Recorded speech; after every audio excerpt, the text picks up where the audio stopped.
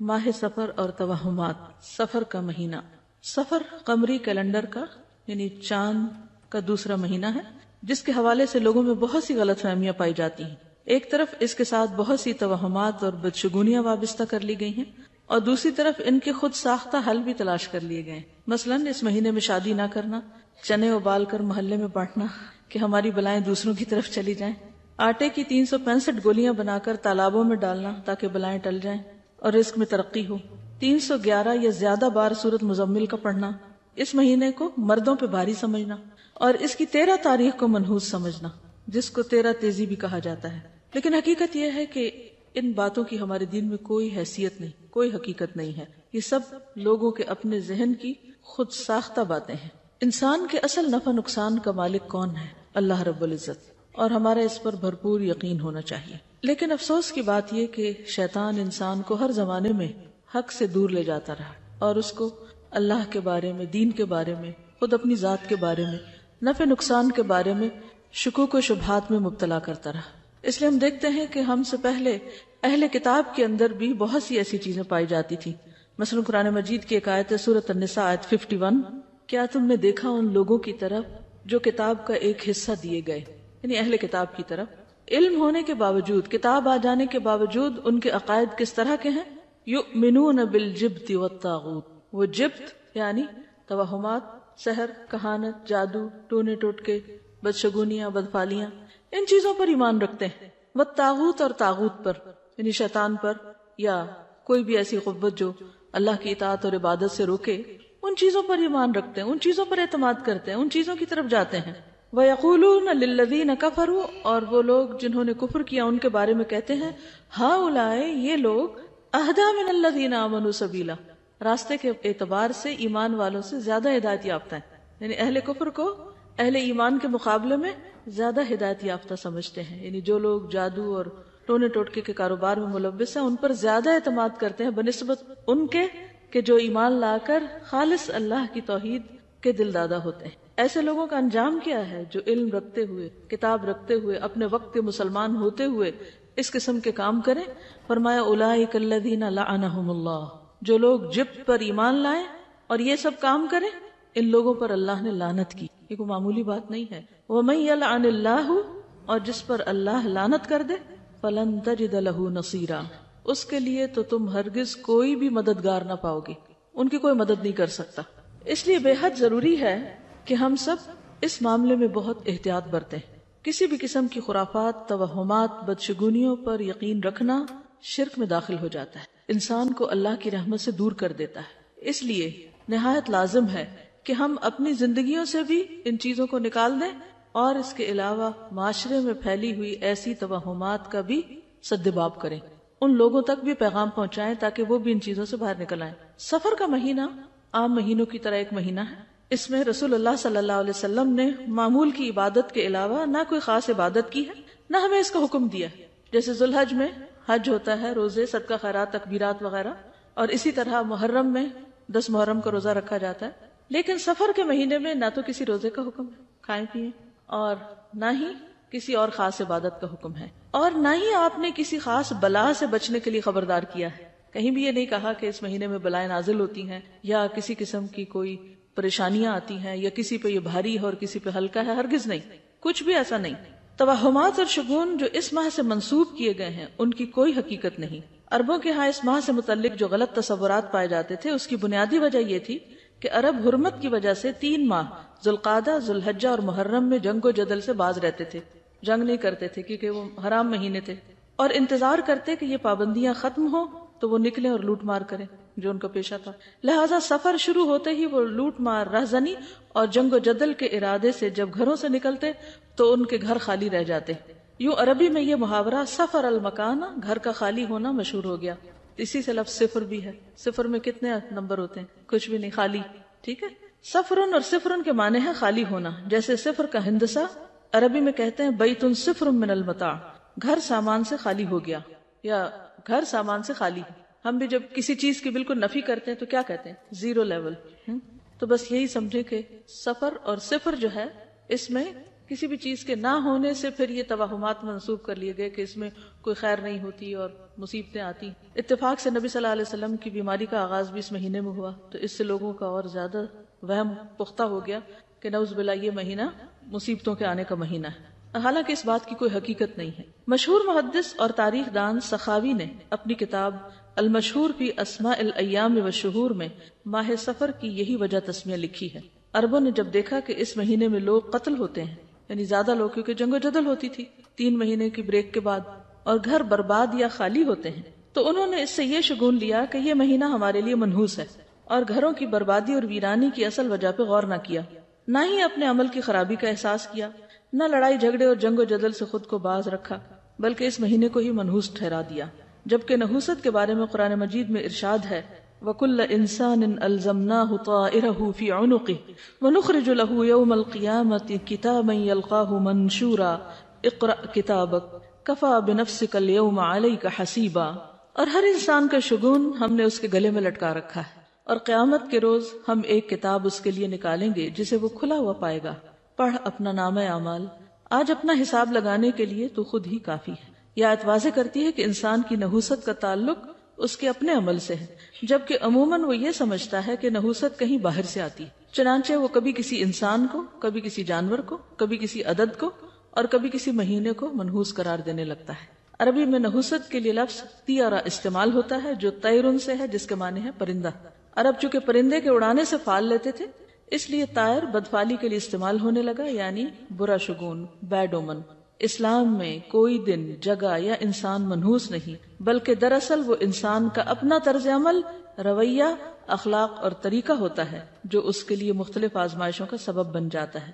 ارشاد باری تعالیٰ ہے ما اصابک من حسنۃ فمن اللہ وما اصابک من سیئۃ فمن نفسک. کوئی بھلائی جو تمہیں پہنچے تو وہ اللہ کی طرف سے ہے، اور کوئی برائی جو تمہیں پہنچے وہ تمہارے اپنے نفس کی طرف سے. تو اس سے کیا پتہ چلتا ہے کہ برا شگون یا کوئی بری چیز باہر سے نہیں، خود انسان کے اپنے اندر سے آتی. آپ نے دیکھا ہوگا کہ کچھ چہرے دوسروں کے مقابلے میں زیادہ خوبصورت ہوتے. عام طور پر لوگ میک اپ کر کے یا ظاہری کچھ خوبصورتی کی وجہ سے کوئی معیار مقرر کر لیتے ہیں خوبصورتی کے، اور اس کے مطابق لوگوں کو جانچتے پرکھتے ہیں.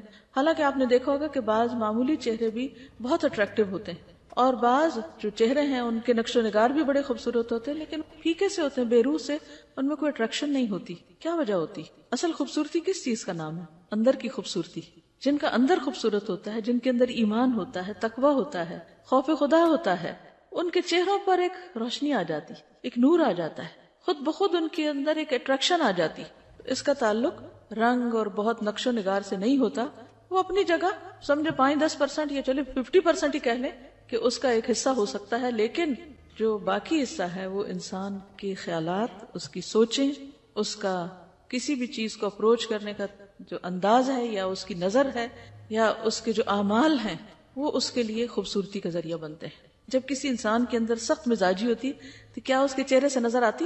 نرمی چہرے سے جھلکتی؟ محبت چہرے سے جھلکتی؟ یہ سب چیزیں دنیا میں بھی عیاں ہو جاتی. اور قیامت کے دن بھی کیا ہوگا؟ یوم تبیض وجوہ وتسود وجوہ.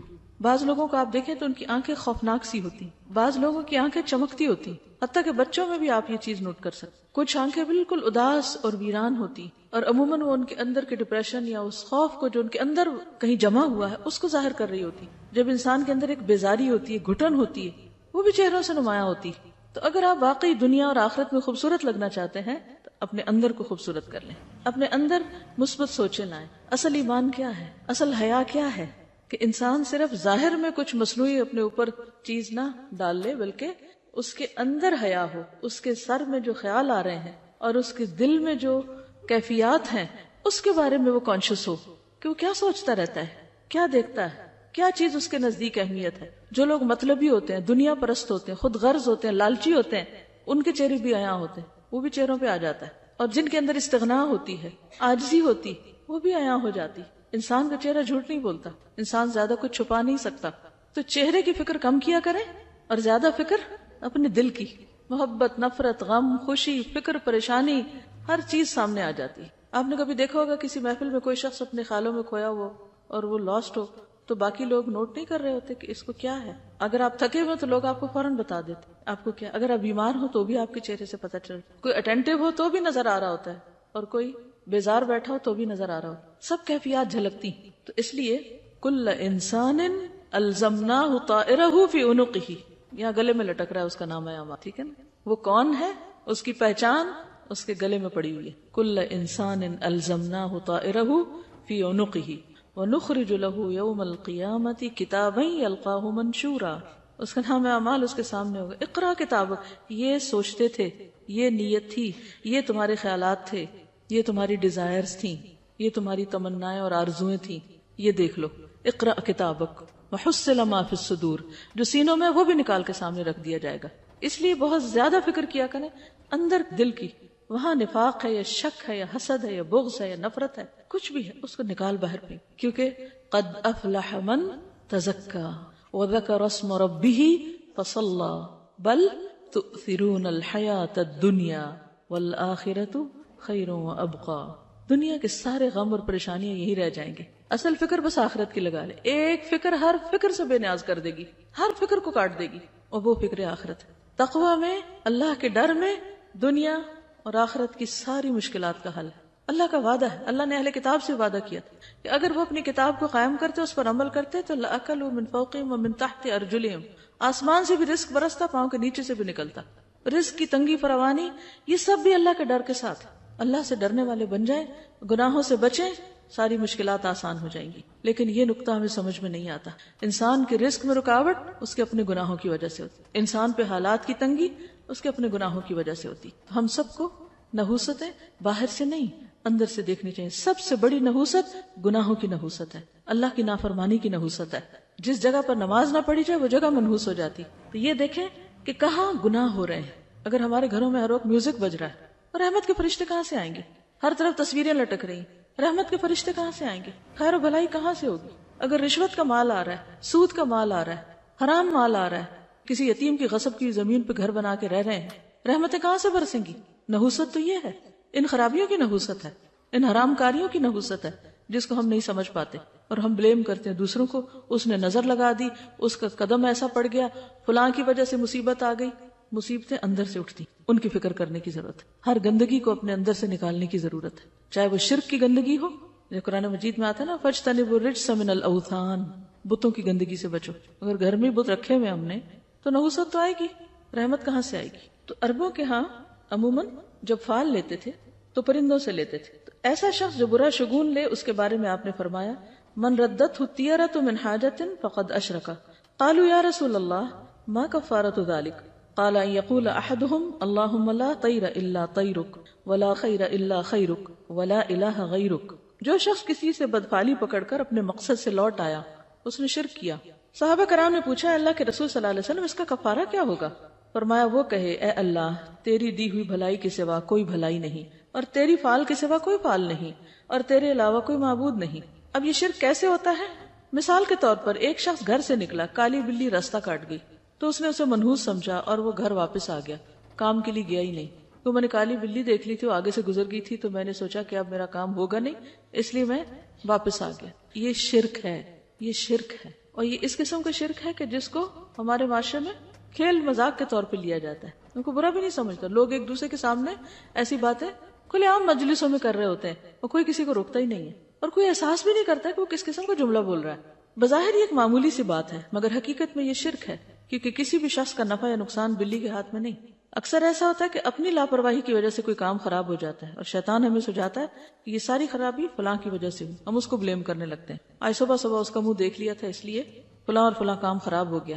یہ جملہ بھی نہیں بولنا چاہیے. اسی طرح آنکھ پھڑکنے سے خوف زدہ ہو جانا، یا ہاتھ میں کھجلی ہونے سے امید لگا بیٹھنا کہ آج مال ملے گا، یا جوتے پہ جوتا آ گیا تو سفر پیش آئے گا. رنگوں سے شگون لینا بھی ہمارے معاشرے میں عام ہے.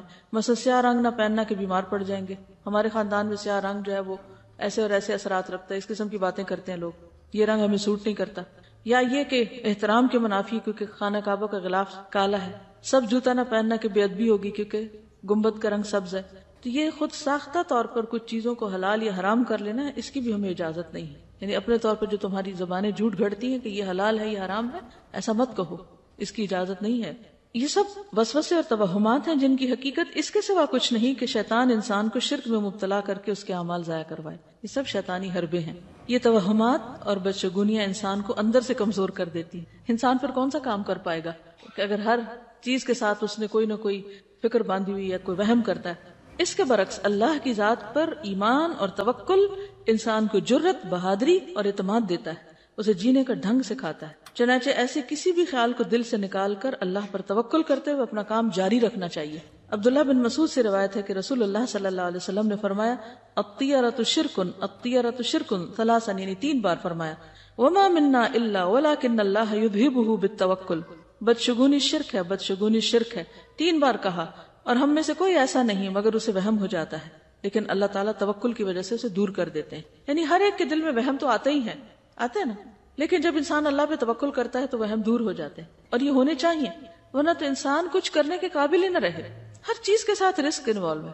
اس روز جب میں نے وہ حدیث پڑھی نا کہ جو شخص کبر کی وجہ سے اپنے چادر لٹکاتا ہے، تو ایک شخص ایسا کر رہا تھا، اللہ نے اس کو دھنسا دیا اور زمین میں قیامت تک دھنسایا جاتا رہے گا. تو ایسے میں اس کی ویژننگ کر رہی تھی، ایسے تصور میں لا رہی تھی کہ اس زمین جیسے میں جہاں بیٹھی ہوں اس کے نیچے کیا ہے، اگر یہ کھلے تو اس کے اندر کیا. تو ایک دم میں کانپ اٹھی. تو میں نے سوچا کہ ہم کتنی خطرناک جگہ پہ بیٹھے ہوئے. یعنی زمین جو ہے اللہ نے اس کو ٹکایا ہوا کہ ہم ٹکے ہوئے اس پر. الم نجعل الارض مہادا، تو مہاد بنایا ہوا تو ہم آرام کر رہے ہیں. ورنہ اگر یہ پھٹنے لگ جائے اور انسان اندر اترنے لگ جائے تو سوچے کہاں جا کے کہاں پہنچے. تو اللہ تھامتا ہے. آسمان کی طرف دیکھو کیسے اللہ نے پرندوں کو وہاں تھاما ہوا، ہمیں زمین پہ تھاما ہوا ہے. اگر اس کا اذن نہ ہو تو کہیں کہیں پہنچ جائیں، ہم تو کہیں بھی نہیں بچ سکتے. اس لیے ہمیشہ اللہ پر توکل کرنا چاہیے اور ان چیزوں سے باہر آ جانا چاہیے. اہل کتاب بھی جب دین کی اصل تعلیمات سے دور ہو گئے تو اسی طرح کے شگون لینے لگے جن کا ذکر قرآن مجید میں کیا گیا ہے. الم تر الی الذین اوتوا نصیبا من الکتاب یؤمنون بالجبت والطاغوت. کیا تم نے دیکھا نہیں ان لوگوں کو جنہیں کتاب کا ایک حصہ دیا گیا کہ وہ جبت اور طاغوت پر ایمان لاتے ہیں. تو جبت بے حقیقت، بے اصل، بے فائدہ چیز کو کہتے ہیں. اسی طرح شگون کی بھی کوئی اصل بنیاد اور حقیقت نہیں ہے. اسلام میں ایسی تمام چیزیں جو جبت کے تحت آتی ہیں جیسے کہانت، فالگیری، شگون اور توہمات، ان سے منع کیا گیا.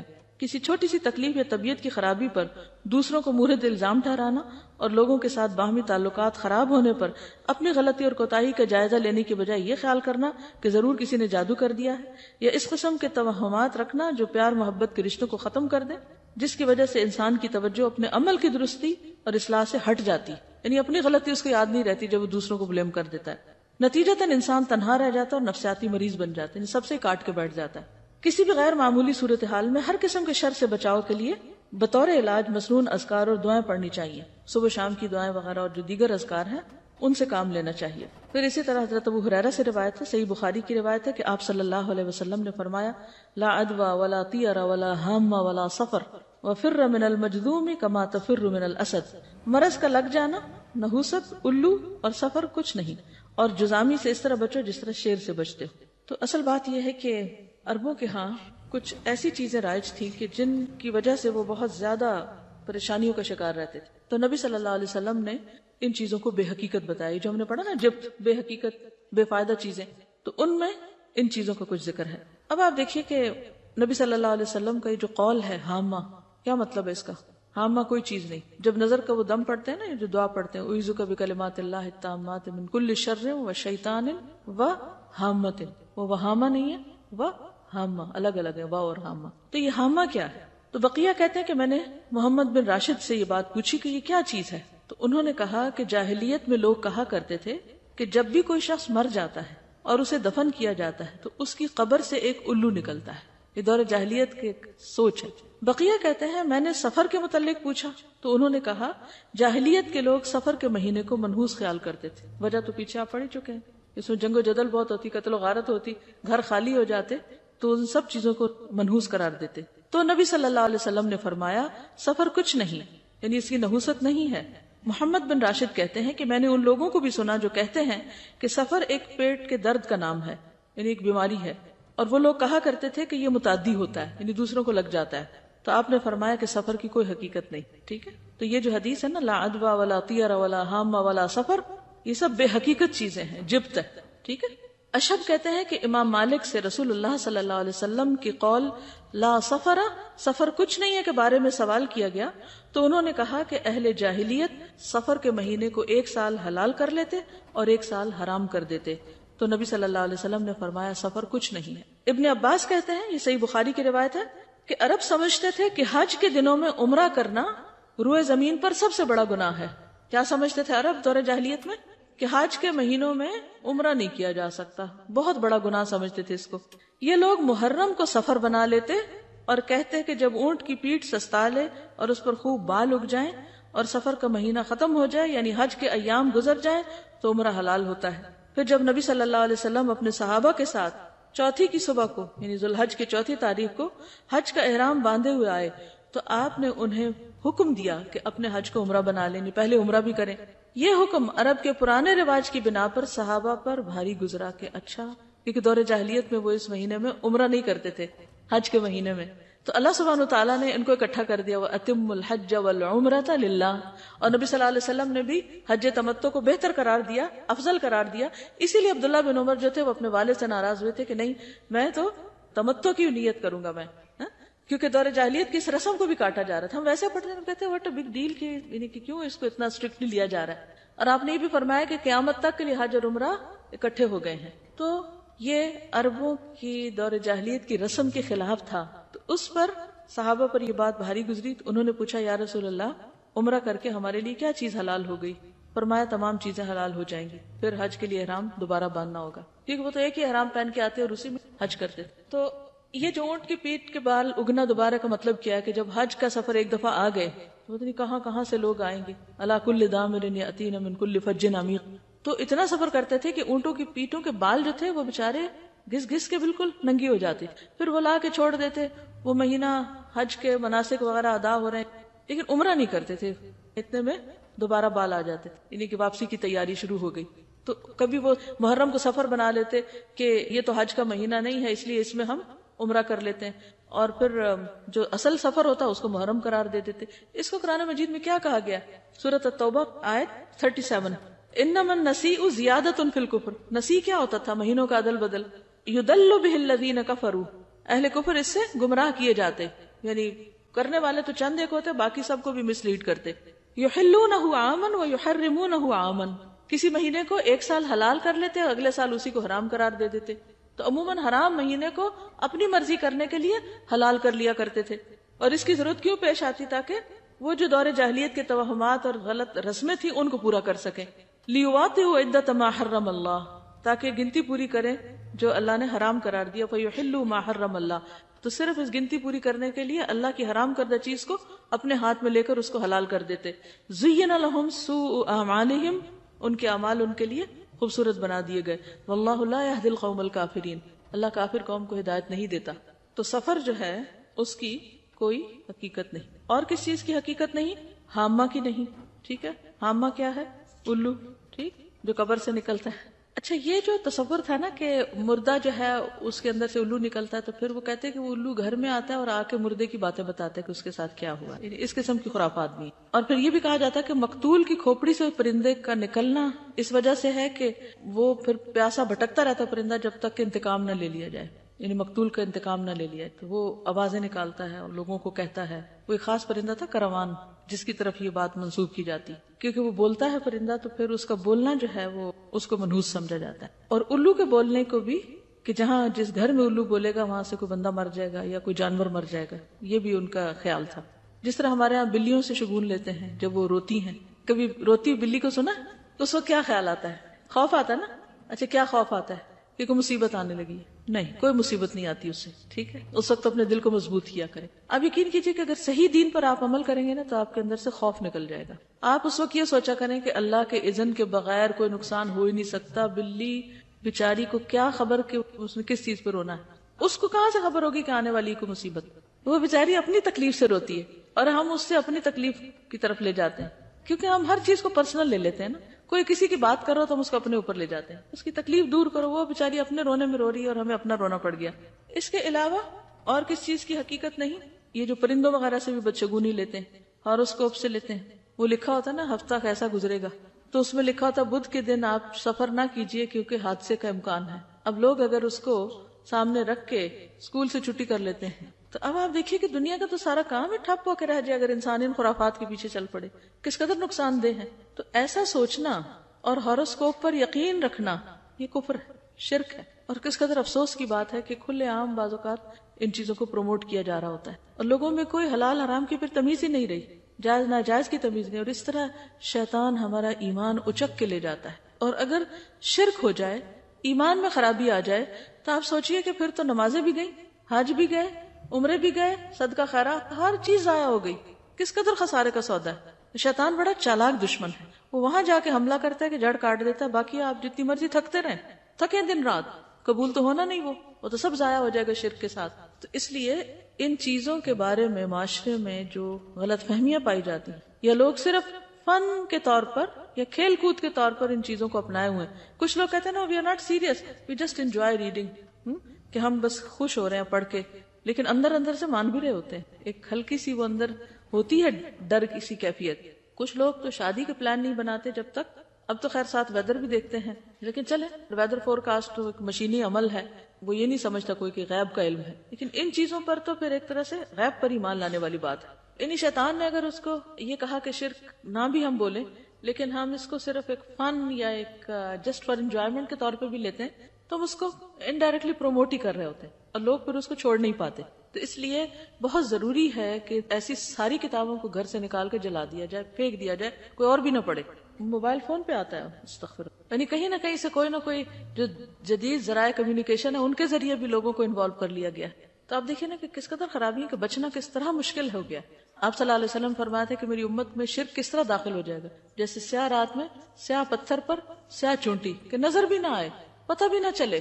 دیکھیں اس قسم کی جو بھی چیزیں ہوتی ہیں نا، اس میں اگر آپ یہ کہیں کہ ہم پورا یقین نہیں رکھتے تو اس کی وجہ سے شک میں مبتلا ہونا بھی غلط ہے. تو شک والی چیز کو بھی چھوڑ دینا چاہیے. پھر اسی طرح بیماروں سے نفرت کرنا اور یہ سوچنا کہ یہ ضرور بیماری مجھے اس سے لگ گئی ہے یا لگے گی، یہ وہم بھی نہیں کرنا چاہیے. کیونکہ آپ دیکھیے کہ جب ایک وائرس پھیلتا تو ہر ایک کو تو نہیں لگتا نا. اگر صرف وائرس ہی لگنا ہے تو پھر تو کوئی نہ بچے، لیکن پھر بھی کچھ لوگ بچ جاتے ہیں. اس کا مطلب ہے کہ اصل چیز وائرس نہیں، اللہ کا اذن ہے. اگر اللہ کا اذن ہوگا تو بیماری لگ جائے گی، ورنہ نہیں. تو اس میں بھی انسان کو ڈرنا نہیں چاہیے. اپنے اندر وہ اگر کیفیت شیطان ڈالے بھی دل میں کہا ہے اس سے تمہیں لگ جائے گا تو اس پہ کنٹرول کرنا چاہیے، احتیاط کرنی چاہیے. کیونکہ حدیث کے آخر میں ہے نا وَفِرَّ مِنَ الْمَجْذُومِ كَمَا تَفِرُّ مِنَ الْأَسَدِ، اور جزامی سے اس طرح بچو جیسے شیر سے بچتے. نہیں جان بوجھ کے آپ وہاں ہاتھ نہیں ڈالیں، لیکن اگر کسی کو لگ جائے تو یہ نہ سمجھے کہ اس چیز کے اندر یہ طاقت تھی تو اس سے مجھے لگ گئی. یعنی آبویسلی کوئی ریزن یا سبب تو ہوتا ہے، لیکن سوچنے کی بات اور نقطہ یہ ہے کوئی چیز آپ کو نقصان نہیں دے سکتی جب تک کہ اللہ کا اذن نہ ہو. اب آپ دیکھیے ان دو کیفیات میں فرق ہے. ایک یہ کہ کسی بھی چیز کو دیکھ کے آپ ڈر جائیں کہ ہائے ہائے یہ بس اب یہ تو اٹیک ہوا مجھ پہ، اور دوسرا یہ ہے کہ آپ کہیں کہ جی نہیں ہو سکتا جب تک اللہ نہ چاہے، تو مجھے ڈرنے کی ضرورت نہیں. ہاں احتیاط ضروری ہے. پھر آپ دیکھیے کہ یہاں پر جو تیارہ کا لفظ استعمال ہوا ہے نا، تیارہ، اور تیارہ کا مطلب کیا ہوتا ہے؟ فال، شگون لینا. دور جاہلیت میں ہر طرح کے شگون لیتے تھے لوگ، اچھے بھی اور برے بھی. ابو حسان کہتے ہیں کہ بنو عامر قبیلے کے 2 آدمی حضرت عائشہ کے پاس آئے اور کہا کہ نبی صلی اللہ علیہ وسلم کے حوالے سے ابو ہریرہ یہ حدیث بیان کرتے ہیں کہ گھر، عورت اور گھوڑے میں نحوست ہوتی. حضرت عائشہ غصے میں آ گئی، فرمایا اس ذات کی قسم جس نے محمد صلی اللہ علیہ وسلم پر فرقان نازل کیا، رسول اللہ صلی اللہ علیہ وسلم نے ایسی بات نہیں فرمائی. آپ نے تو فرمایا تھا کہ جاہلیت والے ان چیزوں سے برا شگون لیتے تھے.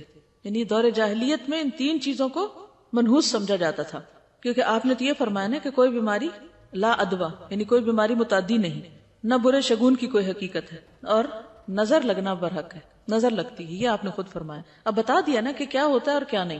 اور جہاں تک پرندے سے شگون لینے کی حقیقت ہے جو عرب کیا کرتے تھے، تو ابو بردہ کہتے ہیں کہ میں عائشہ رضی اللہ تعالیٰ عنہا کے پاس آیا اور کہا امی جان مجھے کوئی حدیث بیان کرے. ام المومنین تھی نا، تو اکثر صاحب ان کو امی بھی کہتے ہیں، جو آپ نے رسول اللہ صلی اللہ علیہ وسلم سے سنی ہو. انہوں نے کہا کہ رسول اللہ صلی اللہ علیہ وسلم نے فرمایا پرندہ اپنی تقدیر کے مطابق اڑتا ہے. یعنی جہاں اللہ نے اس کے لیے مقدر کیا دائیں جانا یا بائیں جانا، وہ اس وجہ سے نہیں دائیں جاتا یا بائیں کہ وہ بتانا جاتا ہے کہ کسی کے لیے کوئی کام اچھا یا برا. یعنی وہ قسمت کے فیصلے نہیں کرتا ایک یا دوسری طرف اڑ کر. اور آپ کو اچھی فال پسند تھی، یعنی نبی صلی اللہ علیہ وسلم کو. پھر اسی طرح اس کے بارے میں سعد بن ابی وقاص کی ایک حدیث ہے. سعید بن مسیب جو تابعی تھے، انہوں نے سعد بن ابی وقاص سے پوچھا تو انہوں نے جھڑک دیا، یعنی بدشگونی کے بارے میں جب پوچھا تو جھڑک دیا اور کہا تمہیں یہ کس نے کہا ہے؟ لیکن میں نے نام نہیں بتایا کہ کس نے کہا ہے، مجھے اچھا نہ لگا کہ میں کسی کا نام کوٹ کروں. انہوں نے کہا کہ رسول اللہ صلی اللہ علیہ وسلم نے فرمایا کہ کوئی بیماری متعدی نہیں، کوئی فال بری نہیں، اور نہ الو کا بولنا کوئی اثر رکھتا ہے. اگر بدشگونی ہوتی تو گھوڑے، بیوی اور گھر میں ہوتی. یعنی ہے نہیں، یہ دور جاہلیت کا خیال ہے. اگر ہوتی تو ایسا ہوتا، جب تم سنو کہ فلاں علاقے میں طاعون کی بیماری پھیل گئی ہے تو وہاں نہ جاؤ، اور اگر تم اس علاقے میں ہو تو وہاں سے مت نکلو.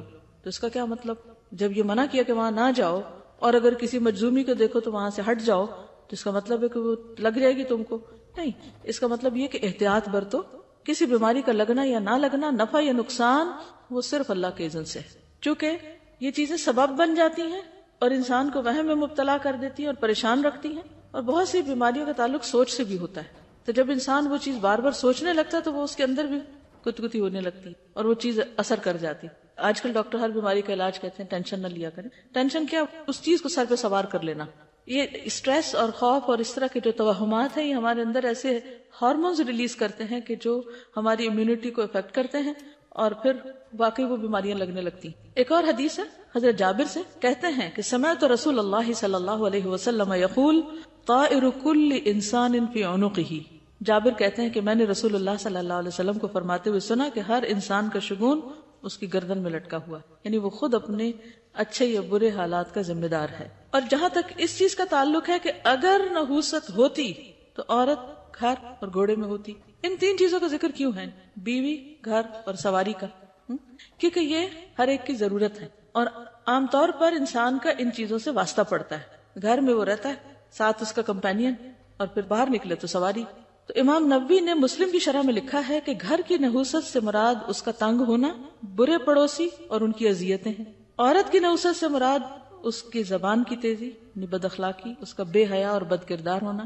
گھوڑے کی نحوست سے مراد اس کا سواری کے قابل نہ ہونا، یعنی اس پہ کوئی سواری نہ کر سکے. بعض گھوڑے اکڑتے ہیں نا، یعنی وہ اگر ان کو آپ اس پہ سوار ہو تو وہ اگلے ٹانگیں اٹھا دیتے. جہاد کے لیے استعمال نہ ہونا، یعنی نیکی کے کام میں سواری کا استعمال نہ ہونا، یہ نحوست ہے. اور یہ بھی کہا گیا کہ قیمت زیادہ مگر استعمال کم. رات ہی میری کسی سے بات ہو رہی تھی اور ان کا بار بار اصرار یہی تھا کہ اچھی گاڑی لینے میں حرج کیا ہے. میں نے کہا اچھی کی حد کیا ہے؟ ایک حد ہونی چاہیے. کہا کہ اگر اللہ توفیق دے کسی کو تو فراری وہ لے لے. میں نے کہا وہ تو استعمال کے قابل نہیں ہوتی، وہ سواری کے قابل نہیں ہوتی، صرف شان و شوکت والی. تو 4 لوگ بھی نہیں بیٹھ سکتے، 2 ہی بیٹھیں گے اور پھر سامان بھی نہیں رکھ سکتے. اور پھر ایسی گاڑی سواری کے لیے تو نہیں ہوتی، ایسی گاڑی تو صرف کبھی کبھار نکلنے کے لیے ہوتی. تو اتنا پیسہ اس میں کیوں بلاک کر دیا؟ تو یہ بھی نحوست ہے اس کی. اسی طرح خادم کی نحوست سے مراد اس کا بد اخلاق ہونا، اپنی ذمہ داریوں کو پورا ادا نہ کرنا. اور ایک قول یہ بھی ہے کہ نحوست سے مراد عدم موافقت. عدم موافقت کیا ہوتی ہے؟ کمپیٹیبلٹی کا نہ ہونا، انڈیفرنٹ ہونا، انڈرسٹینڈنگ نہ ہونا، ایک دوسرے کے ساتھ نہ بننا. یہ نحوست ہوتی. ہر وقت لڑائی، ہر بات پہ اختلاف، ہر بات پہ جھگڑا، ہر بات پر فتنہ فساد، ہر چیز الٹ لینا، ہر چیز میں نیگیٹیوٹی. یہ ہے نحوست. انسان اپنی کیا دوسروں کی بھی زندگی حرام کر کے رکھ دیتا ہے، بیوی بچوں کی بھی اور بھی جو آس پاس کے لوگ ہیں. خطابی کہتے ہیں کہ ان 3 چیزوں عورت، گھر اور گھوڑا، اس میں بذات خود کوئی تاثیر نہیں ہے، یعنی ان کے اندر کوئی چیز نہیں ہے، سب اللہ کی مشیت اور فیصلے پر منحصر ہے. 3 چیزوں کا اس لیے خصوصی طور پر ذکر ہے کہ انسان کو سب سے زیادہ واسطہ انہی چیزوں سے پڑتا ہے، ورنہ کوئی بھی چیز ایسے ہو سکتی کہ جو انسان کے لیے فائدے کی بجائے نقصان کے ذریعے. اب اگر کسی کو یہ شک پڑ گیا، وہم ہو گیا کہ کسی گھر میں اس کو خوشی ملنے کی بجائے تکلیف ہے، یا اس کا دل نہیں لگتا، یا اس کے لیے ایک وحشت سی ہے، ایک فیلنگ ہوتی ہے نا ہر گھر کی. میں اکثر سوچتی ہوں مختلف بلڈنگز کو دیکھ کر کے ایک بلڈنگ میں جا کے خاص طرح کی سیرینٹی ہوتی ہے، ایک پیس ہوتا ہے، ایک اچھی فیلنگ ہوتی ہے، خوشی کی سی کیفیت ہوتی ہے، اور ایک میں جا کے وحشت ہونے لگتی ہے. ایسا کیوں ہوتا ہے؟ کچھ شہروں میں، کچھ علاقوں میں، کچھ گھروں میں، کچھ لوگوں کے پاس، کچھ سڑکوں پہ، کچھ ایریاز میں ایک عجیب سی بے سکونی اور وحشت ہوتی، اور کچھ جگہوں پر آپ جاتے تو ایک دم آپ کا دل کھل جاتا ہے. ایسا کیوں ہوتا ہے؟ ایک تو یہ کہ اللہ نے ہر چیز کو فرق بنایا، اور کچھ انسانوں کی اپنی خرابیاں ہیں جن کی وجہ سے کچھ علاقے بنجر ہو جاتے ہیں، بارشیں نہیں ہوتی، لوگ وہاں زکوٰۃ نہیں دیتے، صدقہ خیرات نہیں ہوتا، تو وہی زمین جو ہے وہ انسان کے لیے منحوس ثابت ہو جاتی. ایک حدیث میں آتا ہے کہ ایک دن ایک شخص نے عرض کیا، یا رسول اللہ صلی اللہ علیہ وسلم، پہلے ہم ایک مکان میں رہا کرتے تھے جس میں ہمارے افراد کی تعداد بھی زیادہ تھی اور ہمارے پاس مال بھی بہت تھا. پھر ہم ایک دوسری جگہ منتقل ہو گئے تو ہمارے آدمیوں کی تعداد بھی کم ہو گئی اور مال بھی تھوڑا رہ گیا. آپ نے فرمایا اس مکان کو چھوڑ دو جو برا ہے، اس جگہ میں نہ رہو بس. یعنی اس کا مطلب کیا ہے کہ اگر کسی جگہ رہتے ہوئے انسان کو تکلیف ہے تو پھر کیا کرے؟ ہٹ جائے. حل تو یہی ہے نا. اپنے آپ کو بلا وجہ اذیت نہ دے. اسی طرح اگر بیوی بد اخلاق ہو تو کیا حل بتایا گیا؟ لقیط بن صبرہ سے روایت ہے کہ میں نے کہا یا رسول اللہ صلی اللہ علیہ وسلم میری بیوی ہے اور اس کی زبان میں کچھ ہے، یعنی وہ بد زبان ہے. آپ نے فرمایا اس کو طلاق دے دو. میں نے کہا یا رسول اللہ ایک مدت تک میرا اور اس کا ساتھ رہا ہے اور میرا اس سے ایک بچہ بھی ہے. فرمایا اس کو نصیحت کرو، اگر اس میں بھلائی ہے تو سمجھ جائے گی، اور ایسے مت مارنا جیسے اپنی لونڈی کو مارتے ہو، یعنی غلام و خادموں کو جو مارتے ہو اس طرح نہیں مارنا اس کو، اس کا ایک مقام ہے بیوی کا. تو بہرحال اس سے بھی رہنمائی ملتی ہے کہ کچھ رشتے تو نہیں چھوڑے جا سکتے، لیکن کچھ رشتے ایسے ہیں کہ جن سے پھر انسان کا رہنا دوبر ہو جاتا ہے. اگر کوئی شخص ہر وقت گالی دے رہا ہے اور کوئی شخص ہر بات پر نکتہ چینی کر رہا ہے تو آپ اپنا ایمان کس حد تک بچا سکتے ہیں؟ ایک لمٹ ہوتی ہے. اور پھر اس میں آپ دیکھیے کہ اس شخص کی وہ نحوست اصل میں کیا ہوئی، پھر کیا ہوئی؟ اس کی بد اخلاقی ہوئی نا، وہ نحوست ہے. بحیثیت انسان اس کے بس میں کچھ نہیں ہے. تو کسی بھی چیز سے کہ یہ کتاب میں نہیں لے رہی کیونکہ یہ کتاب کا رنگ سبز ہے اور ہمارے ہاں سبز رنگ ہم کو سوٹ نہیں کرتا، تو یہ چیز نہیں ہونی چاہیے. نہ سبز رنگ میں کچھ ہے نہ کتاب میں کچھ ہے. ہاں اگر کسی کتاب کے اندر کوئی ایسی چیزیں لکھی ہوئی ہیں جو اللہ کو پسند نہیں تو ہو سکتا ہے اس کا کچھ اثرات ہوں، لیکن کسی بھی چیز کی برائی یا کسی بھی گناہ کی بہرحال اپنی نحوست ہوتی ہے. مگر عام چیزوں کو منحوس قرار دینا یہ درست نہیں. نحوست پکڑنا شرک ہے، علاج اس کا توکل ہے. اور کسی کام سے صرف شگون پکڑ کے رک جانا یہ بھی شرک ہے. رسول اللہ صلی اللہ علیہ وسلم نے فرمایا جس نے کہانت کی، کہانت کیا ہوتا ہے؟ کاہنوں کے پاس جانا، جادوگروں کے پاس جانا، غیب کی خبریں بتانے والوں کے پاس جانا، یا جس کے لیے لی گئی یا کی گئی، یا جو بدشگونی لیتے ہوئے سفر سے واپس آ گیا، وہ اعلیٰ درجات تک رسائی حاصل نہیں کر سکتا. اس حدیث کو دونوں معنوں میں دیکھیے. دنیا میں بھی اگر کوئی شخص کوئی کام کرنے کا ارادہ کر رہا ہے اور راستے میں اس نے کوئی چیز دیکھ لی اور واپس آ گیا تو اعلیٰ درجے تک پہنچ سکتا ہے. کوئی امتحان دینے سے واپس آ گیا یا کوئی پڑھنے لکھنے سے یا کوئی بزنس کرنے سے واپس آ گیا. مثلا ایک شخص کے لیے بڑی اچھی اپرچونٹی تھی، بہت اچھا بزنس کر سکتا تھا، وہ نکلا اور راستے میں کوئی اس نے ایسی چیز دیکھی کہ جس سے اس نے بلا وجہ شگون لیا یا بدشگونی لی اور کام سے رک گیا، تو جس خیر کا وہ پانے والا تھا اس کو نہ پا سکا. اسی طرح کوئی کام انسان کرنے کو نکلا ہے اور اس کام میں اس کے آخرت کے درجے بہت بلند ہونے تھے، لیکن اس نے کوئی ایسی چیز دیکھی کہ جس کی وجہ سے وہ پیچھے ہٹ گیا، تو اس نے ایک اپرچونٹی کھو دی. تو یہ جو اپرچونٹیز ہم کو ملتی ہیں یا مواقع زندگی میں ملتے ہیں، ان مواقع کو توہمات کی وجہ سے نہیں کھونا چاہیے. اس سے انسان دنیا اور آخرت دونوں کا نقصان کرتا ہے. بہت سی کامیابیاں رسک خطرات کے ساتھ وابستہ ہوتی، رسک پر مبنی ہوتی. اونچا اڑنے کے لیے رسک لینا پڑتا ہے، اور جو پہلے ڈر کے بیٹھ جائے کہ میں سیڑھی پہ چڑھا تو کیا پتا نیچے گر جاؤں، تو بہتر ہے کہ میں سیڑھی پہ نہ ہی چڑھوں. یا گاڑی میں بیٹھا تو ضرور اس کا ایکسیڈنٹ ہو جائے، یا میرے ساتھ آج فلاں بیٹھ گیا ہے تو میں نیچے اتر جاتا ہوں، کیا پتا اس کی موت لکھی ہو تو میری بھی نہ آ جائے ساتھ. حالانکہ جس کی لکھی ہے اسی کی آنی ہے. رات مجھے ایک فون آیا کہ کسی کی ایکسیڈنٹ کا اور پھر ڈیتھ کا. 23 سال کا لڑکا، نوجوان، بالکل امام مسجد تھا اور بہت اس کو دین کا شوق. تو اس نے اپنی بیوی کو، شادی ہوئی ابھی کچھ مہینے پہلے، اپنی بیوی کو یہ نیا تعلیم الاسلام آ رہا ہے آپ کا، اس میں داخلہ دلوایا اور بہت ہی خوش تھا کہ میں اس کو کورس کروانا اور بیوی کو لے کر موٹر سائیکل پر بیٹھ کے یونیفارم خریدنے گیا اور ایک ٹرالر سے ٹکر ہوئی، وہ فوت ہو گیا. بیوی کو کچھ بھی نہیں ہوا، حالانکہ پیچھے بیٹھی تھی. ظاہر ہے کہ وہ بیچاری بچی اب عدت میں وہ آ بھی نہیں سکے گی، پلس یہ ہے کہ اس کے لیے ایک بہت بڑا حادثہ ہے. لیکن اب کیا کوئی یہ سمجھے کہ یہ کورس منحوس ہے یا یونیفارم منحوس تھا؟ کس کو منحوس قرار دینا چاہیے؟ عموماً جب لوگ ایسی خبر سنتے ہیں کہ فلاں نکلا پڑھائی کے لیے اور راستے میں اس کا ایکسیڈنٹ ہو گیا، وہ تو وہیں سے ہی واپس چلا گیا، میں نہیں جاتا یہ پڑھنے لکھنے، درجات تک تو نہیں پہنچ سکتا. اب 2 بندے ایک موٹر سائیکل پہ بیٹھے ہوئے ہیں، ٹکر لگتا ہے ٹھیک ٹھاک ٹکر ہوئی جس کی وجہ سے ایک فوت ہو گیا، دوسرے کو کچھ بھی نہیں ہوا، کوئی دوسرا اینگل بھی لگ سکتا تھا. تو جس کی زندگی لکھی ہے اس کو موت نہیں آنی، ابھی اس نے ٹھہر کے ہی مرنا ہے، اور جس کی لکھی ہے وہ تو بچ نہیں سکتا. اگر وہ یونیفارم نہیں خریدنے جاتا، وہ کچھ اور بھی خریدنے جاتا تو ایسا ہو سکتا تھا. اب کچھ تو لینے کے لیے نکلتا ہے نا انسان. اب یہ خبر سن کے کوئی اور کہے کہ جی میں یونیفارم تو الہدا کا بالکل نہیں خریدنے جاتی، کیا پتا میری بھی ٹکر نہ ہو جائے، یا میں تو اپنی بیوی کو نہیں پڑھاتا، کیا پتا وہ میری بھی نہ ڈیتھ ہو جائے جاتے جاتے اس کو چھوڑنے. یہ تو حسن خاتمہ کی علامت ہے کہ کس راہ میں موت آئی. تو سوچ کی بات ہے نا کہ انسان کس چیز کو کس طرح لیتا ہے، مثبت لیتا ہے یا منفی لیتا ہے. بعض اوقات ایسی ای میلز آتی ہیں کہ اس میں بڑا اچھا کوئی پیغام لکھا ہوتا ہے اور پھر ساتھ لکھا ہوتا ہے کہ آپ اس کو فارورڈ کریں، اگر نہ کیا تو آپ پہ مصیبت آ جائے گی. تو انسان ڈر جاتا ہے کہ اچھا چلو جلدی سے کر دو.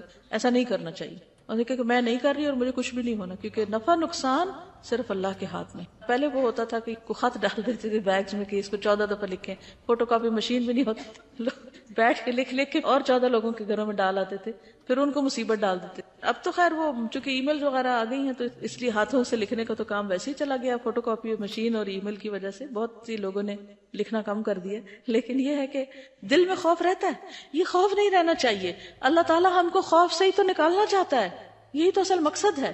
یہ ساری چیزیں جو ہیں یہ بنیادی طور پر توہمات سے تعلق رکھتی ہیں اور اس پر یقین نہیں کرنا چاہیے. تو بات یہ ہے کہ جب کوئی شخص بدشگونی سے کام لیتا ہے تو اعلیٰ درجات تک نہیں پہنچ سکتا. ہم سب کو اس وقت دعا مانگنی چاہیے کہ اللہ تعالیٰ ہماری زندگی سے ہر ظاہری باطنی خفیہ سب شرک کو دور کر دے اور ہر طرح کے توہمات سے ہم کو آزاد فرما دے. اسی طرح عمران بن حسین نے ایک آدمی کے بازو میں پیتل کا چھلا دیکھا، ہوتا ہے نا کڑا سا پہن لیتے ہیں لوگ پیتل کا. پوچھا یہ کیا ہے؟ اس نے کہا یہ کمزوری کی وجہ سے ہے. انہوں نے کہا اگر اس کو پہنے ہوئے تجھے موت آ گئی تو تجھے اسی کے سپرد کر دیا جائے گا. رسول اللہ صلی اللہ علیہ وسلم نے فرمایا جس نے برا شگون لیا یا اس کے لیے برا شگون لیا گیا، جس نے کہانت کی یا اس کے لیے کہانت کی گئی، یعنی خود پوچھا یا جا کے کسی اور سے پوچھ کے آئے اس کے لیے، جس نے جادو کیا یا جس کے لیے جادو کیا گیا، وہ ہم میں سے نہیں. یعنی خود اپنے لیے کرے یا کسی اور کے لیے کرے یا کوئی کسی کے لیے جا کے کروائے، کوئی بھی صورت اس میں سے جائز نہیں.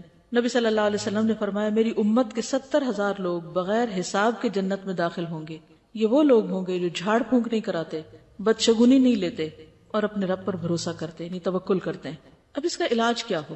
معاویہ بن حکم کہتے ہیں میں نے عرض کیا اے اللہ کے رسول صلی اللہ علیہ وسلم، میں نیا جاہلیت سے باہر آیا ہوں یعنی مسلمان ہوا ہوں اور اب اللہ نے دین اسلام عطا فرما دیا، لیکن ہم میں سے کچھ لوگ ابھی بھی کاہنوں کے پاس جاتے ہیں.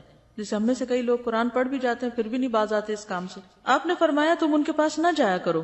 میں نے عرض کیا ہم میں سے کچھ لوگ شگون لیتے ہیں. آپ نے فرمایا یہ محض ان کے دلوں کا وہم ہے، بس یہ شگون ان کے کام میں رکاوٹ نہیں بننا چاہیے.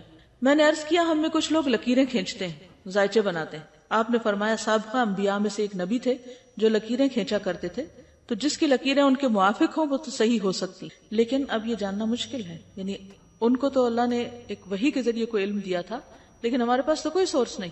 اب اگر کوئی شخص بدشگونی کر لے تو کیا کیا جائے؟ یعنی اگر کبھی ایسا ہو جائے تو اس کا کفارہ دے. کیا کفارہ؟ دعا. کہاں لکھی ہوئی ہے؟ یہ کتاب کے شروع میں. اگر کبھی آپ نے کوئی ایسا وہم کیا ہو یا کوئی ایسی چیز ہو گئی ہو تو اس دعا کو لکھ کر سامنے لگا لیں تو انشاءاللہ اس کا کفارہ ہو جائے گا. کیا ہے دعا؟ اللہم لا خیر الا خیرک ولا طیر الا طیرک ولا الہ غیرک. اے اللہ تیری دی ہوئی بھلائی کے سوا کوئی بھلائی نہیں، اور تیری فعال کے علاوہ کوئی فعال نہیں، اور تیرے علاوہ کوئی معبود نہیں. اب بات یہ ہے کہ بدشگونی تو کوئی چیز نہیں، لیکن اچھا شگون لے سکتے ہیں. اچھا شگون لینا چاہیے، برا شگون نہیں لینا چاہیے لیکن اچھا لینا چاہیے. وہ کیسے؟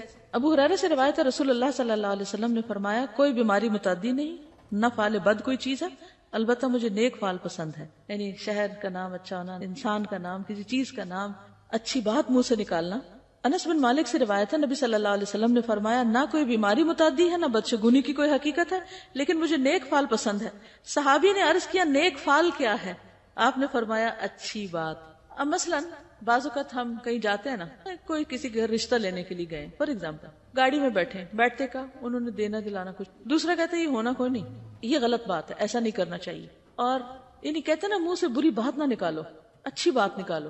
یہ اچھا شگون، یہ اچھی فعال، کیونکہ یہ ایک طرح سے ناشکری ہوتی اور آپ پہلے سے ہی تبصرے کرنے لگتے ہیں. کوئی چیز خریدنے جا رہے ایسے ہی جا رہے ہو، کچھ نہیں ملے گا. کس نے دیکھا ملے گا؟ یہ نہیں. اب آئندہ اس سے پرہیز کریں گے اور کسی کو بھی نہیں کرنے دینا. کوئی کرے تو اس سے پوچھنا، اس سے سوال کریں. دیکھیں دو طریقے ہوتے ہیں کسی کو روکنے کے، ایک یہ بری باتیں مت نکالو مجھ سے، اور ایک یہ کہ آپ کو کیسے پتا چلے. آپ سوال کر دیں. مثلا گھر میں کوئی بچہ یا بہن بھائی کوئی بھی آپ کے ساتھ بیٹھ کے کوئی ایسی بات کر رہا ہے، یہ نہیں ہونا، فلاں نے بات نہیں سننی، میں یہ کام نہیں کر سکوں گا. اکثر لوگ منفی جملے منہ سے نکال دیتے اور واقعی پھر وہ نہیں کر پاتے کیونکہ اس سوچ کا اثر آپ پہ ہو جاتا ہے نا. یہی کانفیڈنس نہ ہونے کی علامت ہے کہ انسان پہلے سے سوچ کے بیٹھ جاتا ہے میں نہیں بولتا، میرے سے کوئی غلطی ہو جائے گی، میں نہیں اسٹیج پہ جاتا، میری ٹانگیں لڑکھڑا جائیں گی، میں نہیں اس سے ملتا، اس نے میری نہیں سننی. بھئی آپ پہلے ہی سوچ رہے ہیں نہیں سننی، کہاں سے پتا چل گیا آپ کو؟ نہیں وہ ایک دفعہ ایسا ہوا تھا، بھئی اس وقت ہو سکتا ہے اس کا موڈ آف ہو، اس کے اوپر بھی کچھ سٹریس ہو تو اس نے کہا نہ کر دیو، تو اس کا یہ مطلب نہیں کہ وہ حرف آخر اور ہمیشہ وہ ایسا ہی کرے گا. انسانوں کے مزاج میں بھی تبدیلی ہو جاتی. یہ چیز تو مجھے بھی اس قدر ناگوار گزرتی ہے کہ جب کسی کو کچھ کہیں اور وہ کہنا نہ یہ تو ہونے کا نہیں، یہ نہیں ہو سکتا، یہ میں نہیں کر سکتا. نہ نہیں کرو، ایکسپٹ کرو اور اللہ سے مدد مانگو، اللہ تعالیٰ توفیق دے گا. اور ان مع العسر یسرا، تکلیف کے ساتھ ہی اللہ آسانی بھی پیدا کر دے. دیکھیے وہی والی بات نا، جو بدشگونی لیتا ہے وہ ترقی نہیں کر سکتا. اعلیٰ درجات تک نہیں پہنچ سکتا، نہ دنیا میں نہ آخرت میں. جب آپ کام ہی نہیں کر رہے، پہلے سے ہی سوچ کے بیٹھ جائے کہ یہ نہیں ہونے کا، تو وہ کہاں سے ہوگا؟ تو منفی سوچ جو ہے یہ انسان کی دشمن. سوچ مثبت کر لیں، اپنا لینس چینج کر لیں. تم تو نکمے ہو، تم نے کچھ نہیں بننا، تم نے کچھ نہیں کرنا. یہ مائیں بہت منفی جملے بولتی ہیں، یہ بھی نہیں کہنے چاہیے. پھر اسی طرح کسی پہ لعنت نہیں بھیجنی چاہیے. اگر وہ پڑ گئی اس پہ تو وہ تو گیا. ہمارے ملک کا کوئی حال نہیں، اس قوم کا کوئی حال نہیں، اس نے تو کبھی ترقی کرنی نہیں، یہ تو بس زوال ہی زوال آئے گا. اور آپ دیکھنا تو صحیح حالات کیا ہوتے ہیں. اللہ اکبر. یہ جملہ تو مجھے اس قدر برا لگتا ہے. پھر تمہیں کہاں سے غیب کا علم ہو گیا کہ حالات کیا ہوں گے؟ ابھی دیکھنا آئندہ کیا ہوتا ہے. اس قدر ڈراتے ہیں لوگ اور خوف زدہ کرتے ہیں کہ انسان سوچتا ہے کہ پتہ نہیں کیا ہو جائے گا. تو اس وقت ہمیشہ سوچا کریں کہ ان کے کرنے سے کچھ نہیں ہوتا. ہر خیر اور بھلائی اللہ کے ہاتھ میں. نبی صلی اللہ علیہ وسلم نے فرمایا مردے کے کھوپڑی میں کسی چیز کے ہونے کی کوئی حقیقت نہیں. ہاں جو ہے نظر لگ جانا برحق ہے اور سب سے سچا شگون فال ہے. اچھا شگون کیسے؟ نبی صلی اللہ علیہ وسلم کسی بھی چیز سے اچھی فال لیتے تھے لیکن بدشگونی نہیں لیتے تھے. اور آپ کو اچھا نام پسند آتا تھا. یعنی اگر کسی کے نام کا مطلب اچھا ہو، یا جیسے کسی گلی کا، اسٹریٹ کا، علاقے کا، تو اس کو پسند کرتے تھے. بعض اوقات ہمارے ہاں دیہاتوں اور شہروں کے بھی کچھ نام ایسے ہیں جن کا کوئی مطلب نہیں بنتا، بلکہ الٹا بیکار صحیح مطلب. اب میں نام لوں گی تو ہو سکتا ہے کوئی آپ میں سے اس علاقے میں رہتا ہو اچھا نہ لگے، یا سن رہا ہو تو اس کو برا لگے. لیکن نام ایسے پڑھ کر طبیعت میں ملال آنے لگتا ہے کہ یہ کیا سوچ کے اس کا یہ نام رکھا گیا. اور ہر وقت وہ نام پکارا بھی جا رہا ہوتا ہے اور لوگ اس میں رہ بھی رہے ہوتے ہیں. تو کسی نہ کسی درجے میں شاید ان کے مزاجوں پر بھی اثر انداز ہوتا ہوگا وہ. لیکن اسلام آباد از اسلام آباد، یہ اچھا شگون ہے. دنیا میں کوئی شہر، کوئی ملک اس نام سے اس طرح کہ جہاں اسلام آباد ہو. آپ صلی اللہ علیہ وسلم کو اچھا نام پسند آتا تھا. عبداللہ بن بریدہ اپنے والد سے روایت کرتے ہیں کہ رسول اللہ صلی اللہ علیہ وسلم کسی چیز سے بدشگونی نہیں لیتے تھے. یعنی کسی چیز سے بھی آپ گھبراتے نہیں اور نہ ہی کسی وہم کا شکار ہوتے تھے. یعنی کہ یہ اسٹرانگ ہونے اور بریو ہونے کی علامت ہے. لیکن جب کسی کو عامل بنا کر کہیں بھیجنے کا ارادہ کرتے، یعنی کسی کو کوئی ڈیوٹی دیتے، تو اس کا نام پوچھتے. اگر اس کا نام پسند آ جاتا تو اس کے ساتھ خوش ہو جاتے اور خوشی کے آثار آپ کے چہرے پر نظر آتے. اور اگر اس کا نام آپ کو ناپسند ہوتا تو کراہت کی علامتیں آپ کے چہرے میں دکھائی دیتی. اسی طرح جب کسی بستی میں داخل ہوتے تو اس کا نام پوچھتے. اگر اس کا نام پسند آ جاتا تو آپ خوش ہو جاتے اور خوشی کے آثار نظر آنے لگتے. اور اگر نام ناپسندیدہ ہوتا تو چہرے پر ناپسندیدگی کے آثار نظر آتے تھے. چہرے کو سچا ہونا چاہیے. ہم بعض اوقات ایک مصنوعی سی اپنے اوپر وقار اور اپنے جذبات کو کنٹرول کر کے بالکل ووڈن فیس دکھاتے ہیں. کو پتہ نہیں چلتا کہ ہم خوش ہیں یا ناراض ہیں یا کون ہے. دوسروں کو بھی حیرت میں ڈالے رکھتے ہیں. تو انسان کو غمی خوشی اس کا اظہار معقول حد میں کرنا چاہیے. یہ نہیں کہ اتنا ہی اس میں کھو جائے کہ آس پاس بھول جائے، وہ غلط ہے. اسی طرح عبداللہ بن صائب بیان کرتے ہیں کہ حدیبیہ کے سال حضرت عثمان بن عفان نے بیان کیا کہ سہیل کو ان کی قوم نے بھیجا تاکہ اس شرط پر صلح کر لیں کہ اس سال مسلمان واپس لوٹ جائیں. قریش آئندہ سال 3 دن کے لیے مکہ کو مسلمانوں کے لیے خالی کر دیں گے. تو رسول اللہ صلی اللہ علیہ وسلم نے سہیل کے آنے کی خبر پر کیا فرمایا تھا؟ اللہ نے تمہارا کام آسان کر دیا. یہ ہے اچھی فال لینا، یعنی اچھے نام سے اچھا گمان رکھنا اور اچھے مقصد کی امید رکھنا. اور یہ ایک طرح سے اللہ سے اچھا گمان رکھنا ہے. عام طور پر لوگ بے سوچے سمجھے ماڈرن ناموں کے پیچھے بھاگ رہے ہوتے ہیں، حالانکہ ان کا کوئی خاص مقصد. انس رضی اللہ عنہ سے روایت ہے کہ نبی صلی اللہ علیہ وسلم جب کسی کام کے لیے باہر نکلتے تو آپ کو یہ اچھا لگتا کہ یہ سنے کہ یا راشد یا نجیب، یعنی اچھی بات کوئی کرے، کام ہو جائے گا، کامیاب ہو جائے گا. نجاح کامیابی کو کہتے ہیں. پھر اسی طرح انس بن مالک سے روایت ہے کہ رسول اللہ صلی اللہ علیہ وسلم نے فرمایا میں نے ایک رات وہ دیکھا جو سونے والا دیکھتا ہے. کیا؟ گویا کہ ہم عقبہ بن رافع کے گھر میں ہیں اور ہمارے پاس ابن طاب قسم کی تازہ کھجوریں لائی گئی. ابن طابق. تو میں نے اس کی تعبیر یہ سمجھی کہ دنیا میں ہماری عظمت ہوگی اور آخرت میں بچاؤ ہوگا اور ہمارا دین بہت عمدہ ہوگا. یعنی اچھی تعبیر کرنا. یعنی بعض لوگ خواب کی بھی بری تعبیر کر دیتے ہیں تو اس سے بھی بچنے کو کہا گیا. اگر اچھی بات سمجھ میں آتی ہے تو بولو، انشاءاللہ اچھا ہو جائے گا. اور اگر کوئی بری بات زبان پہ آ رہی ہے تو اس کو روک لو. ابو ہریرہ سے مروی ہے کہ رسول اللہ صلی اللہ علیہ وسلم نے کوئی بات سنی جو آپ کو اچھی لگی تو فرمایا کہ ہم نے تمہارے منہ سے اچھی فال لی، اخذنا فعلک من فیک. تو خلاصہ کیا ہے کلام کا؟ اچھی باتیں بولیں، مثبت باتیں کہیں، امید والی باتیں کریں، پر امید رہیں، مثبت سوچ رکھیں. مثلا اگر کوئی سفر پہ جا رہا ہے تو کیا کہنا چاہیے؟ تم نہ جا سکو کہنا چاہیے، کیونکہ اگر اس نے جانا تو جائے گا لیکن دل خراب کر کے جائے گا. تو اچھی کسی کی کوئی خبر سن کے تم اسے اچھے کلمات نکالنے چاہیے، برے کلمات نہیں نکالنے چاہیے. بچوں کو بددعائیں دینا، لوگوں کے ساتھ برا بھلا سلوک کرنا، یہ ساری چیزیں زندگیوں کو حرام کر دینے والی ہوتی. جی ہاں، وہ بھی اس میں آتی ہے کہ وہ جو لکیریں دکھاتے ہیں، ذائچے نکلوانا، اور بعض تاریخوں کو منحوس سمجھنا، بعض دنوں کو منحوس سمجھنا، بعض لوگوں کو منحوس سمجھنا، بعض مہینوں کو شادی کے لیے منحوس سمجھنا، یہ ساری چیزیں جو ہیں ان کی کوئی حقیقت نہیں، اور ایسے کرنا بالکل درست نہیں. اصل بات یہ ہے کہ انسان کو اللہ پہ بھروسہ کرنا چاہیے. قُل لَن يُصِيبَنَا إِلَّا مَا كَتَبَ اللَّهُ لَنَا. جب کوئی نقصان پہنچے، جیسے یہ کہہ رہی ہے نا کہ بعض لوگ استخارہ کرتے ہیں، اس وقت اطمینان ہوتا ہے، وہ کام کر لیتے ہیں، پھر کچھ عرصے کے بعد اسی کام میں کوئی نقصان بھی ہو جاتا ہے، تو پھر کہتے ہیں ہم نے تو استخارہ کیا تھا اور بڑا اچھا تھا، لیکن اب یہ میرے ساتھ ایسا کیوں ہو گیا. تو بات یہ ہے کہ اللہ کا فیصلہ ہے، جب جو چاہے کرے. کیا کہنا چاہیے؟ قل. جب کوئی تکلیف آ جائے، نقصان ہو جائے، تو استخارے کو نہیں بلیم کرنا چاہیے، اور نہ اس کی میننگ کو، نہ کسی خواب کو، اور نہ اللہ کے فیصلے کو. کہو لن یصیبنا الا ما کتب اللہ لنا، کہ یہ تکلیف ہمارے لیے لکھی ہوئی تھی، یہ ہماری تقدیر کا حصہ تھی، کہ ہمیں ہرگز کوئی بھلائی یا برائی نہیں پہنچتی مگر وہ جو اللہ نے ہمارے لیے لکھ لی، وہی ہمارا مولا ہے. اور ایمان والوں کو اللہ پر توکل کرنا چاہیے. بعض لوگوں نے ایک موضوع حدیث گھڑی ہوئی ہے کہ جو شخص مجھ کو ماہ سفر گزرنے کی بشارت دے گا میں اس کو جنت کی بشارت دوں گی. بالکل غلط بات ہے، اور اس کو حدیث کہنا بھی نہیں چاہیے. اس میں آپ دیکھیے کہ مثلا سیدنا طاؤس کا ایک قصہ ہے کہ وہ اپنے ساتھی کے ساتھ ایک سفر پہ جا رہے تھے. راستے میں کسی مقام پر کوا کائیں کائیں کرتا ہوا گزرا. یہ سن کر ان کا ساتھی بول اٹھا، خیر ہو، بھلائی ہو. تو وہ فوراً کہنے لگے کہ اس میں کون سی بھلائی ہے. کہنے لگے میں تمہارے ساتھ سفر نہیں کر سکتا. انہوں نے اس کو چھوڑ دیا، کیونکہ ایسی کمپنی میں انسان جب رہتا ہے تو لا محالہ وہ پیسively وہ اثرات انسان کے اوپر آتے جاتے ہیں، جس کا نقصان یہ ہوتا ہے کہ انسان پھر انہیں بغیر سوچے سمجھے ان چیزوں کا شکار ہو جاتا ہے. اسی طرح آپ ایک سواری سے اتر آئے تھے کہ جس پہ لعنت کی گئی تھی. ایک جگہ پر آپ نے نماز نہیں پڑھی تھی کیونکہ سب لوگ وہاں سوئے رہ گئے تھے اور کوئی نماز کے لیے نہیں اٹھا تھا.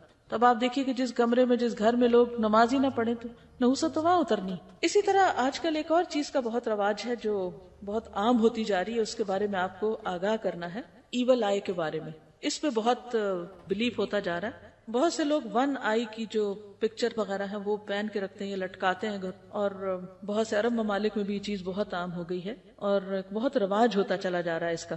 تو ان کا بلیف کیا ہوتا ہے؟ یہ دجال کی آنکھ سے وہ اس کو مشابہت قرار دیتے ہیں. اس کے پیچھے بلیف کیا ہے ان لوگوں کا کہ اس سے بری قسمت سے چھٹکارا ہوتا ہے. نہیں اگر وہ ون آئی لٹکائی بھی ہے، کہیں رکھی بھی ہے، اور ہم دوسروں کی نظر سے بچ سکتے ہیں. ایول آئی سے بچنے کے لیے اسے گلے میں لٹکا کے رکھتے ہیں. بعض لوگ چھری رکھتے ہیں بچوں کے سرہانے نیو بورن کے ساتھ کہ پھر ان کو نظر نہیں لگے گی، اور بھی اس طرح کی خرافات ہیں. اور وہ اس کا کانسیپٹ کیا ہے کہ وہ جو آئی انہوں نے لٹکائی بھی ہے یا کہیں اور گھر میں یا اپنے گلے میں، تو یہ کہ یہ لوگوں کی کمینگی کو دیکھتی رہتی ہے اور لوگوں کی توجہ ہماری طرف آنے کے بجائے اس کی طرف مبذول ہو جائے گی اور ہم نقصان سے بچ جائیں. تو ایسی کوئی چیز گلے میں لٹکانا یا پہننا یا گھر میں لٹکانا یہ بھی شرک میں آ جاتا ہے، اس سے بھی بچنا. تو اصل بات کیا ہے؟ میسج کیا ہے؟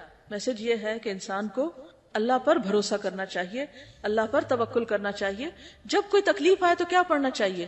حسبنا اللہ و نعم الوکیل. جب کوئی خوف آئے، جب ڈر لگے، جب سمجھے کہ ناکام نہ ہو جائیں کہیں، جیسے موسیٰ علیہ السلام نے جب پیچھے فرعون اور اس کے لشکر تھے اور آگے سمندر تھا اور بنی اسرائیل چلا اٹھے کہ اب ہمارے ساتھ کیا ہوگا، تو انہوں نے کیا کہا؟ قال کلا ان معی ربی سیہدین. میرے ساتھ میرا رب ہے، وہ مجھے سیدھے رستے کی رہنمائی دے گا، وہ ضرور میری رہنمائی کرے گا.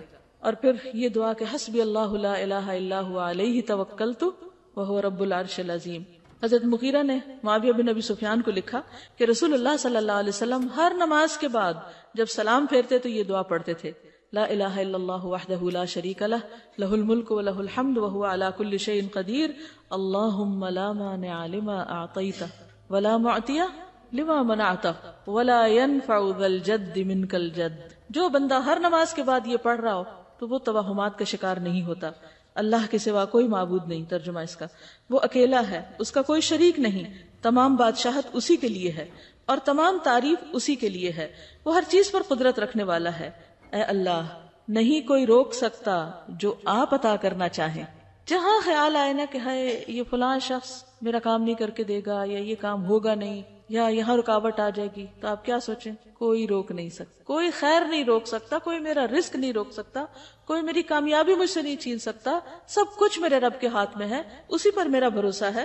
اور کوئی دے نہیں سکتا جو آپ نہ دینا چاہیں، اور نہیں فائدہ دے سکتی کسی بزرگی والے کو اس کی بزرگی یعنی اگر کوئی بڑا ہے، نیک ہے، پارسا ہے، مالدار ہے، ریسورسفل ہے، تو وہ اس پہ بھروسہ کر لے کہ میرے پاس تو اتنے ریسورسز ہیں، مجھے کوئی مسئلہ نہیں ہے، میں ہر چیز خرید سکتا ہوں، ہر کام کر سکتا ہوں، ہر جگہ جا سکتا. نہیں، یہ بزرگی تمہیں یا تمہاری وجہ سے کسی اور کو فائدہ نہیں دے سکتی جب تک کہ اللہ نہ چاہے. ٹھیک ہے. تو اصل بات کیا ہے جو نبی صلی اللہ علیہ وسلم نے اس صحابی کو فرمائی کہ دیکھو سارے لوگ مل کر اگر نفع دینا، کوئی نفع نہیں دے سکتا جب تک اللہ نہ چاہے، اور سب مل کر اگر تمہیں کوئی نقصان پہنچانا چاہے، کوئی نقصان نہیں دے سکتا جب تک اللہ نہ چاہے.